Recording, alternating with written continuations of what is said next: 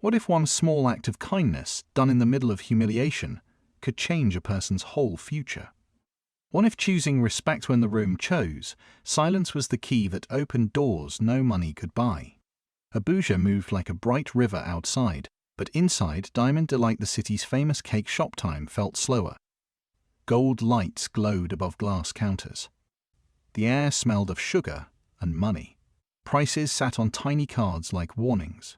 People stood straighter than usual, afraid to look out of place. An old woman stood in the middle of the line. Her scarf framed a gentle face, the kind that had learnt to be quiet in loud rooms. She held a faded handbag with both hands, as if the strap could steady her bones. She leaned a little to see the counter. The saleslady at the front had a hard smile and red lipstick that didn't forgive. "Madam," she said, loud enough for the room to hear, "if you cannot afford it, please step aside. These cakes are not cheap." A few people looked at their shoes. A few smirked. The line pushed. A careless shoulder brushed the old woman. She lost her balance. For a heartbeat, no one moved. A young woman stepped forward. Fast. Certain. She caught the old woman before the floor did. "I've got you, ma," she said, voice gentle. She guided her to a seat by the wall and offered water from a small purse that had seen better days. The room tried to pretend nothing had happened. "Please," the young woman said. Calm but firm. "Speak with respect. She is an elder." Something shifted. Not much. Just enough for shame to find a few faces. The saleslady clicked her tongue and looked away. The smell of buttercream felt heavier than before. Outside in the heat, the city looked brighter. Cars moved like patient fish. The old woman sat on a bench, breath steadying. She studied the young woman's face-kind eyes. Tired, but bright. "My dear, thank you," she said. "What is your name?" "Anna," the young woman replied with a small smile. "Anna Okoro." "I'm Grace," the old woman said. "Grace Adeyemi." They shared the names like a handshake. The kind that meant something. "Do you have transport fare?" Anna asked softly. "I'll be fine," Grace said, but her eyes told the truth and lost the fight. Anna pressed a few folded notes into her palm. "Please take it, Ma. The sun is fierce today. Let me do this." Grace's eyes warmed. "The world still has good children," she whispered. A black luxury car slid to the curb. The back door opened. A tall, neat young man stepped out, worry already in his hands. He crossed the pavement in quick strides. "Grandma." Grace stood, surprised and relieved. The young man checked her like a tailor checks a fine fabric, careful, thorough, afraid to miss a flaw. "I'm fine, David," Grace said, smiling. "No alarm," he exhaled. The muscles in his jaw relaxed. "You are my only family. Don't wander alone." Grace's eyes sparkled. She glanced at Anna. "I didn't wander to trouble," she said. "I wandered to a blessing." She turned to David and, with a quiet kind of pride, added, "I have found you a wife." David's mouth twitched into a helpless smile. "Grandma," he said, half pleading, half amused. "Please." Grace patted his arm like a general giving orders to a soldier. "Hush and drive me home," she said. But the look she gave Anna was not finished speaking. Anna stepped back, shy. She wasn't built for rooms that looked at you like a story. She rode a small bike, kept it clean, and minded her work. She bought fabric with careful money. She stitched neat seams with a steady hand. She didn't plan to meet fate in a cake shop. "Please add me on WhatsApp," Grace said, putting out her phone with stubborn joy. "Let us not lose each other in this big city." Anna smiled, brought out her own phone, and they exchanged numbers. The simple act felt heavier than it looked. David opened the car door for Grace. For a second, his eyes met Anna's. He nodded, grateful in a quiet way. Then he helped his grandmother in and closed the door gently, like she was a soul. The car glided away. Anna stood there for a moment, transport money still warm in Grace's hand, and the world felt lighter than it had inside those glass walls. She put on her helmet, secured her little bag across her shoulder, and joined the slow river of traffic. Her back was straight. Her figure was small but sure. Anna lived in a small room that did not pretend to be more than it was. A stove by the window, a neat bed, a little table with a second-hand sewing machine that hummed when called. On one wall, a string held paper patterns with tiny careful notes in pencil: waistline, 2 cm allowance hip curve, gentle hem, clean. Her mother used to say, "The world respects a steady hand." Her father used to say, "Kindness is the first cloth you wear each day." Both were gone now. Their words, however, stayed and did not fade. Anna ran a stall in a corner of a busy street. She sold what she made: simple gowns that moved with women, shirts that sat well on different shoulders, skirts that didn't punish after a plate of rice. If someone begged to pay in parts, she read the promise in a small book and smiled. If a schoolgirl came with a torn hem, Anna fixed it and said, "Save the money for food." At night she counted coins and hope together, and stacked both in a tin on the shelf. That evening, while steam rose from a small pot and the setting sun painted the window, Anna's phone buzzed. A voice note. "My dear Anna," Grace's voice sang softly, "thank you again for helping me. I want to introduce you to someone. He is a good person. Can we meet tomorrow?" Anna pressed the phone to her chest for a second. Sometimes joy arrives like a quiet bird and sits on the window just long enough to be noticed. She recorded a reply. "Good evening, Ma. I am happy to hear from you. Yes, I can come. Tell me the time and place. Thank you." Another message followed. Simple and clear. A small cafe near Unity Fountain, 10 a.m. Anna washed her plate, wiped her table, and laid out tomorrow's dress-clean lines: soft fabric, no noise. She checked her measuring tape, rolled it neatly, and placed 3 of her best pieces on the bed to look at for a while. A fitted gown with a forgiving waist, a crisp shirt with seams that hid like secrets, a skirt that made most pull. Bodies smile. She wrote a few notes beneath each, then slipped the papers into a transparent folder. Before sleep, she prayed. Not a long prayer, just a straight one. "Please, even once. If there is a door, let me find it. If there is no door, teach me to build one." Across the city, people whispered in salons and market stalls and offices that Lux Group was planning something new. Lux Group, the house of fashion that could turn a name into a label and a label into a living. Some said the company had bought another brand. Some said a recruitment program was coming. Some said the new CEO would change everything. Names floated like kites with no strings. Adeyemi, David, America Return. No one was sure. Everyone had a story.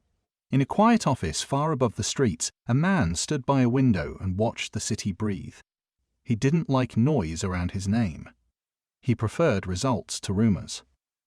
He scrolled through a short list of things that mattered. The next acquisition, the culture he wanted, the kind of justice that doesn't need a megaphone. He thought of his grandmother.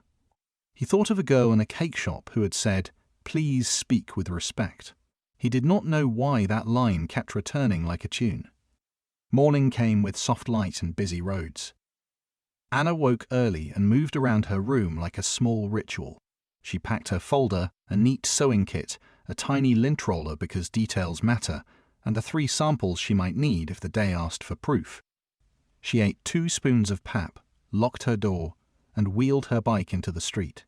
The cafe near Unity Fountain was bright and simple. A few tables. The smell of fresh bread. The glass door that kept out dust, but not sunlight. Grace sat in a corner, smiling before Anna even reached the table.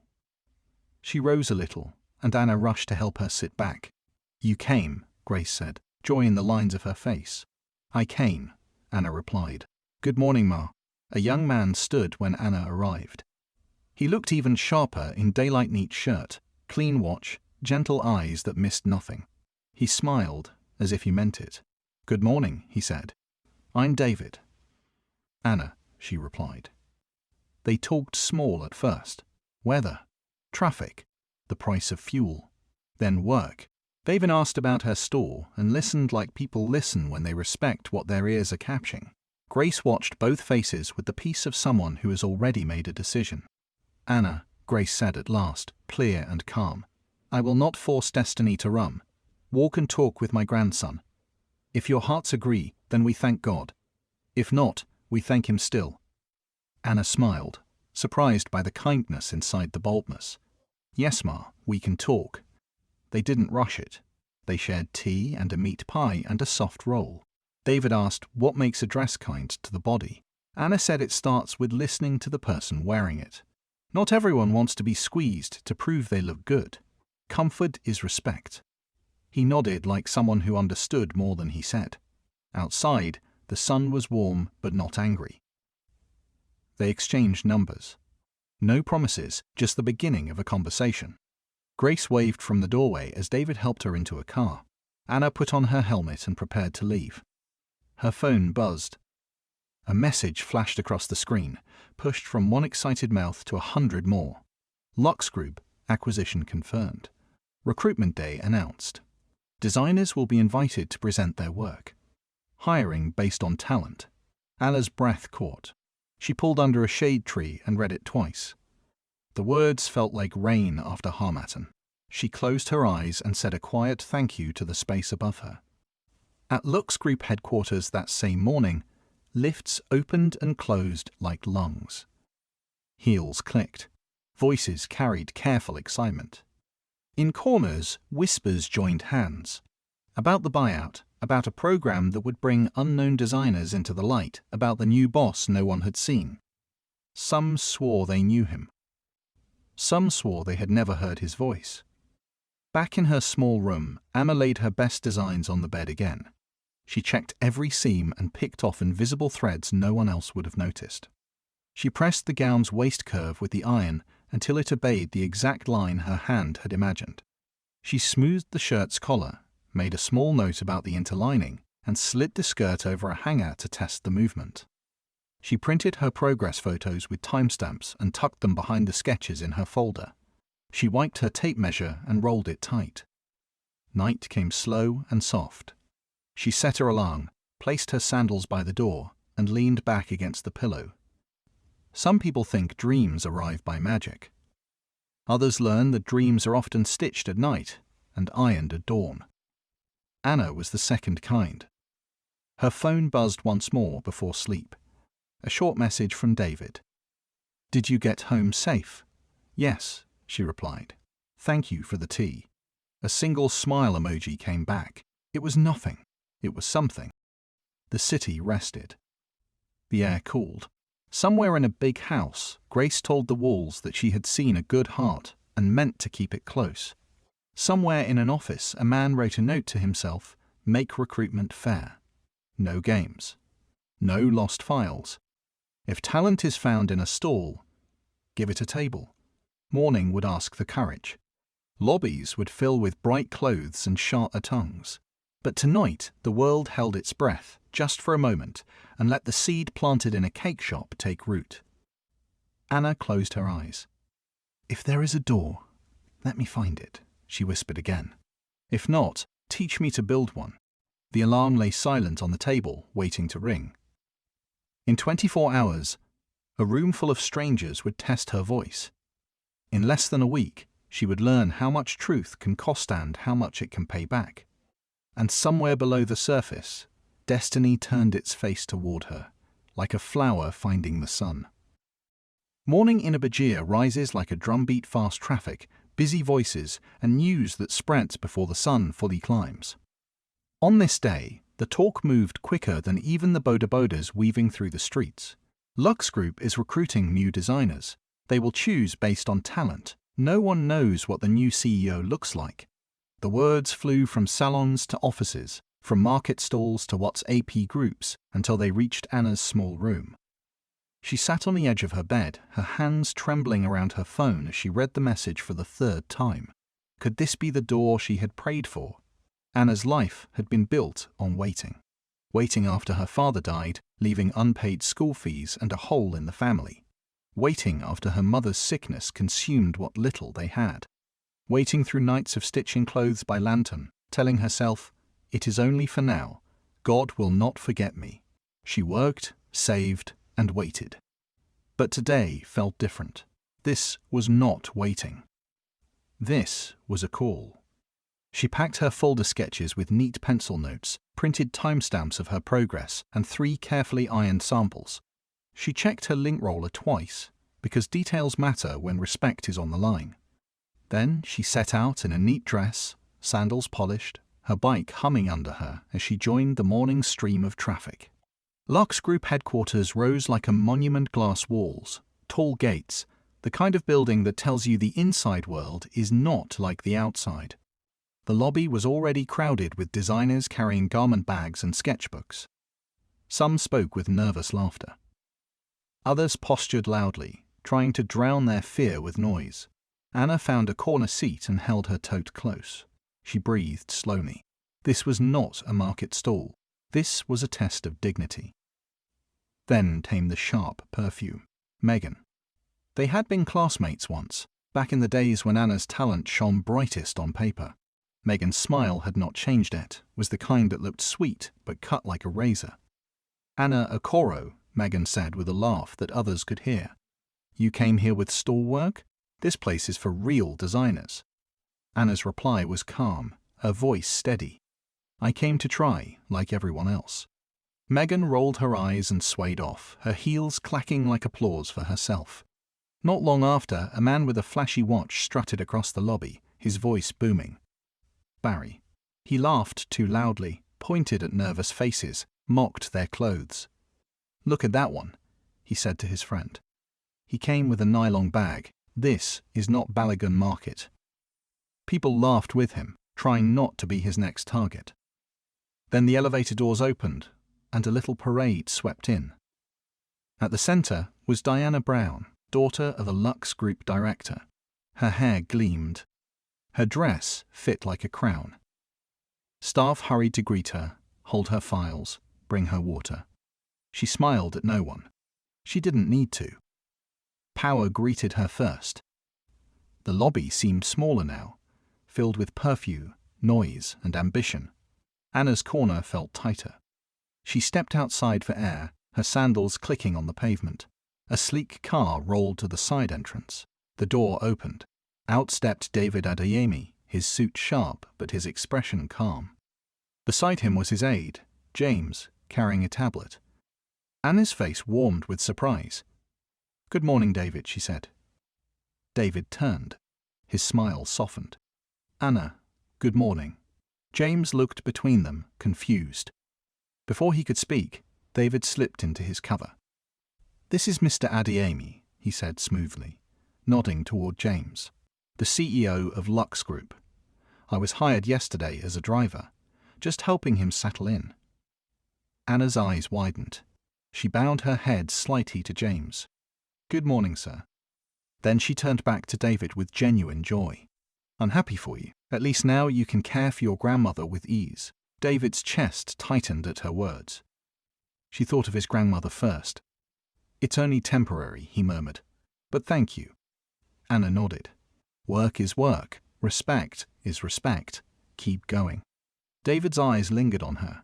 Simple words, yet they touched something deep. Back inside, the bell rang. Next set, please move to Presentation Hall B. Designers filed in. The hall glowed under soft spotlights. Long tables waited for fabric, sketches, and dreams. Judges sat with pens ready. Assistants moved like quiet shadows, carrying tape and water. Display your best work, a staff member said. Keep your area tidy. We are looking for skill, fit, and process. One by one, designers laid out their samples. Flowing gowns, glittering jackets, skirts heavy with beads. The air buzzed with nerves and pride. When Anna's turn came, she moved carefully. The fitted gown first clean lines, waist curved for comfort. Then the crisp shirt seems hidden like secrets. Finally the skirt, versatile and forgiving. She laid her sketches above them, pencil notes neat and clear. She set her tape measure to the side. Nothing loud, nothing flashy, just honest work. A woman across the table leaned over. This is good, she whispered. Thank you, Anna replied quietly. Then the doors opened and Diana Brown swept in. Her assistants carried a long garment bag as though it were treasure. They spread a white cloth on the table and unzipped it slowly. Gasps filled the room. Out came a gown sharp, elegant, and familiar. Too familiar. Anna's heart stopped. It was her design. The same waist curve, the same lines, even the little shaping she had perfected after nights of trial. The room buzzed. "This is Diana's masterpiece," someone whispered. Megan's voice cut like a knife. "Ha! I said it. Nothing good comes from a stall girl. She stole Miss Diana's design." Barry laughed so loudly the hall echoed. Imagine the audacity. The judges frowned. The microphone crackled. "Young lady," one of them said, turning to Anna, "plagiarism is a serious matter. If this is a stunt, you will be blacklisted from the entire fashion industry." Anna's hands shook, but her voice held steady. "I made this. I have sketches, timestamps, and an earlier sample from my stall. I worked on it for weeks. The timing is in my notes." The hall fell silent. Diana's smile stayed fixed, but her eyes burned. The judge's pen hovered. "Bring your evidence," he said coldly. Anna swallowed hard. She held her folder to her chest like armor. The room blurred with heat, whispers, and judgment. "Why does my word feel so small?" she thought. "Why does truth weigh less than power?" She lifted her chin, just enough to keep from breaking, and stepped forward. Anna opened her folder, hands unsteady but resolute. Pages filled with neat pencil strokes and careful notes. Waist curve 2 cm allowance. Darts placed higher for comfort. Grain line adjusted for smoother fall. A method only a patient hand could birth. The judges scanned. They asked questions. Anna answered each with calm detail, not bravado. "Comfort," she said, "is respect. Fashion is for real bodies, not for punishment." Then a voice came from the back of the room. "We need verification." Heads turned. James the aide, introduced as Mr. Adiyama, stepped forward with authority. The hall shifted, sensing power. Behind him, David walked quietly, his expression unreadable, keeping to the edges like a shadow. "I am Benson," James declared smoothly, carrying the roll. "We will handle this clearly. First, check the timestamps of Anna Okoros's posts. Second, call the alleged customer who wore the sample. Third, photograph both gowns stitch by stitch." The hall obeyed. Staff hurried with cameras, phones, and calls. The energy changed. Some began to doubt Diana's silence. Minutes passed like hours. A staff member returned, tablet in hand. "Sir, Anna's posts are time-stamped before Miss Brown's submission. Draft photos match her folder." Another rushed in, breathless. "We reached the customer. She described the waist curve exactly. She confirmed she wore it at Anna's stall 2 weeks ago." A ripple spread through the hall. Barry's smirk faltered. Megan's lips tightened. Diana's assistants avoided her eyes. James faced her directly. "Miss Brown, do you have sketches? Notes? Evidence of your process?" Diana's smile cracked. Her throat worked, but no words came. The silence around her was louder than any answer. The judges whispered among themselves. Then the lead judge cleared his throat. "Miss Diana Brown, without evidence, we cannot accept your claim. Effective immediately, you are barred from today's selection. This is a formal warning." Gasps filled the hall. Some were shocked, others relieved. Justice had flickered, though not yet burned bright. Diana's face hardened. She turned her glare not at the judges, but at David the quiet driver standing near the wall. "Who are you to interfere?" she hissed under her breath. "Next time, keep your mouth shut." David said nothing. His silence was calm, but his eyes told a story Diana could not read. Anna exhaled shakily. Relief washed over her, yet the sting of humiliation lingered. Even with truth proven, the laughter, the doubt, the threats still hung heavy on her spirit. After the session, James approached her. His voice was formal but gentle. "Anna Okoro, the company recognizes your honesty and your skill. You are being offered a position at Lux Group. As compensation for today's embarrassment, you may also choose a dinner at any restaurant of your liking." Anna's eyes filled with tears. She thought for a moment, then said softly, "Diamond Delight, the cake shop." That day, she could not eat her favorite cake. "I want to take Grace there." James nodded. Dumb. David's chest warmed at her words. She had chosen for his grandmother, not for herself. Who thinks like that? The next evening, Diamond Delight glowed with warm light. Grace sat at the table, smiling as Anna gently pulled out her chair. The trouble always finds brightness. Megan appeared with 2 colleagues, her smile sharp as ever. "So," she sneered, "this is the great designer now." She lifted a glass and, before anyone could stop her, poured its contents over Grace's head. Liquid ran down the old woman's scarf and face. The room gasped. Enough. The word tore through the shop like thunder. David had just entered. His eyes burned.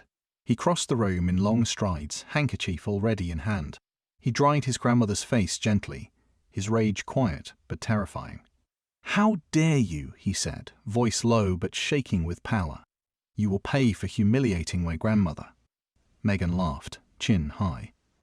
"Please, you're only a driver. Mr. Adiemi hasn't even spoken. Who are you to shout?"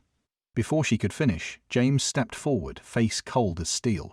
"Megan," he said, "you are hereby fired from Lux Group, effective immediately. And for assaulting a guest and elder, you are blacklisted from all Lux Group events and partner companies." Megan's mouth dropped. "You can't." 2 guards appeared, silent and firm.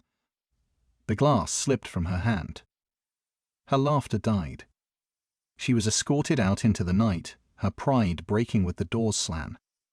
The shop breathed again, though the echo of shame remained. David's hand trembled as he wiped Grace's scarf. "I'm sorry, Grandma," he whispered. Grace smiled weakly, patting his arm. "It's all right, my boy. The truth has a way of finding its voice."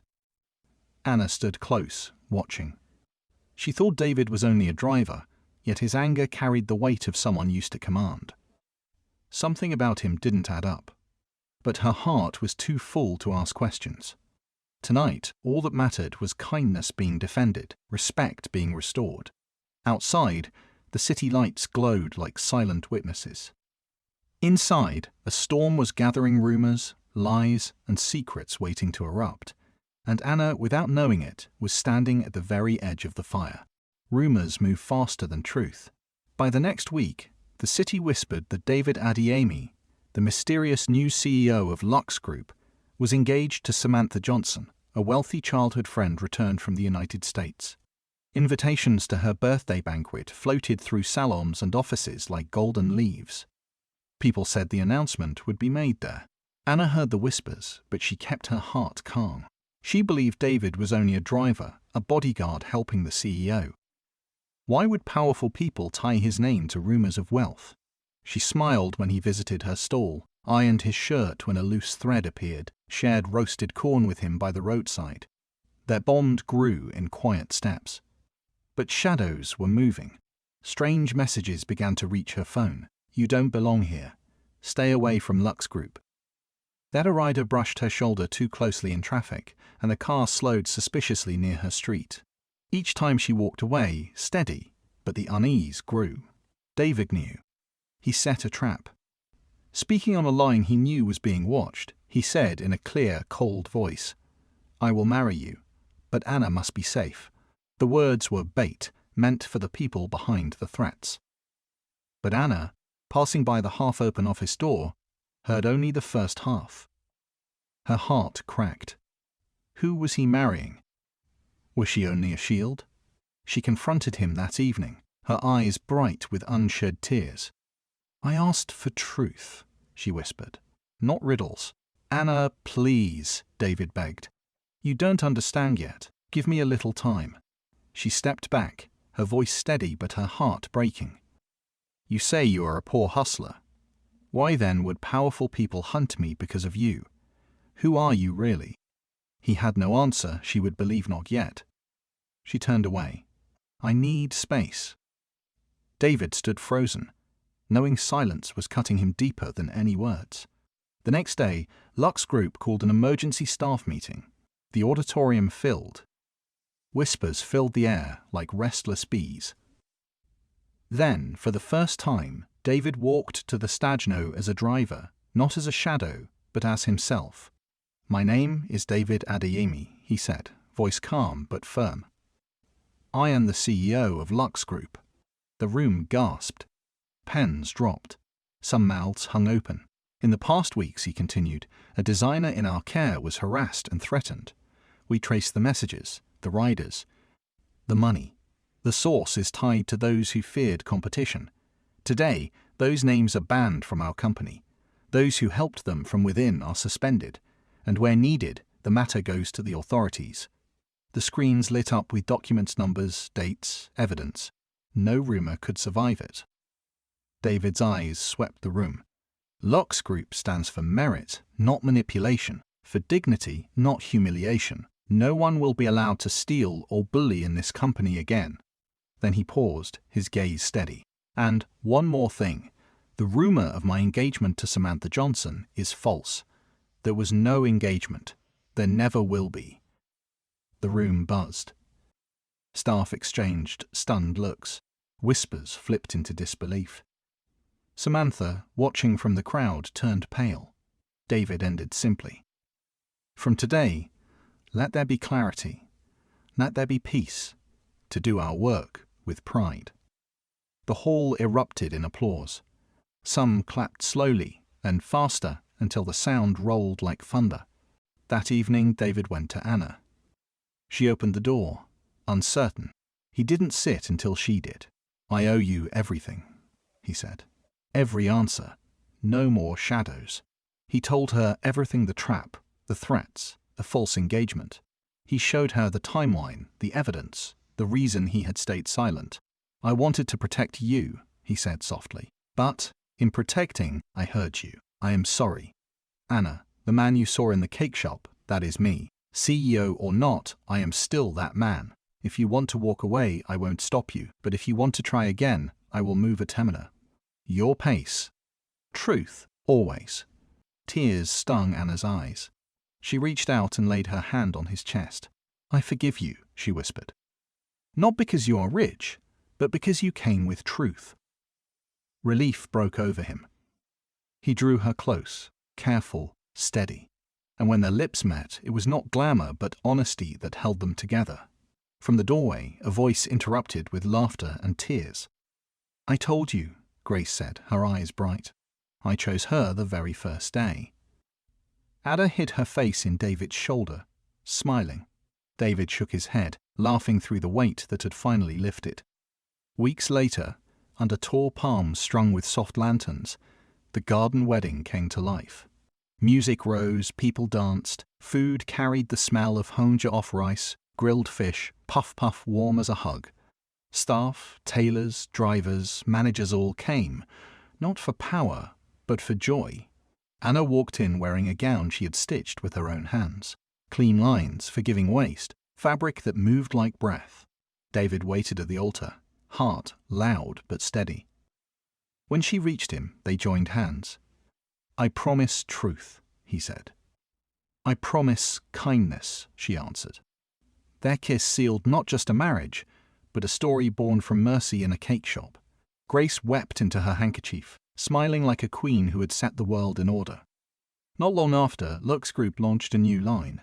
The label on the window read simply, "Anna Originals." Dresses for real people. Clothes stitched with dignity. Designs that carried the signature of honesty. The city spoke of it. The world noticed it. And every time Anna passed the cake shop, she remembered the day she caught an old woman and said, "Please, speak with respect." Because sometimes, kindness is not just kindness. Sometimes, it is the crown that life has been waiting to place. Respect is free, but its rewards are priceless. The world remembers cruelty, but it never forgets kindness. One act, one voice, one steady hand can change the story not just for yourself, but for generations to come.